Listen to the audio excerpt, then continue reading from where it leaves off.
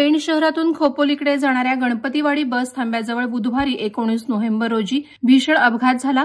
Hotel सौभाग्य इनच्या gate समोर झालेल्या या दुर्घटनेत पेण शहरातील 2 जिवलग मित्रांचा करुण अंत झाला असून संपूर्ण पेण शहर शोकसागरात बुडाले। निलेश किरण पाटील वय 22 राहणार नदीमाळ नाका आणि वरद अमित सुतार वय 19 राहणार परिटाळी हे दोघे MH06 CT 8934 या BMW स्पोर्ट्स बाईकवरून जात होते।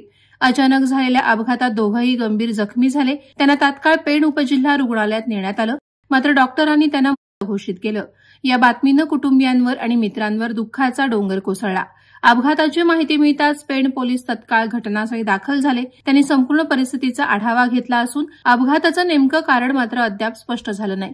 या घटनेची नोंद पेण पोलीस ठाण्यात करण्यात आली आहे। अचानक 2 जिवलग मित्रांचा एकाच क्षणात होणारा अंत यामुळे पेण शहरात हळहळ व्यक्त होत आहे।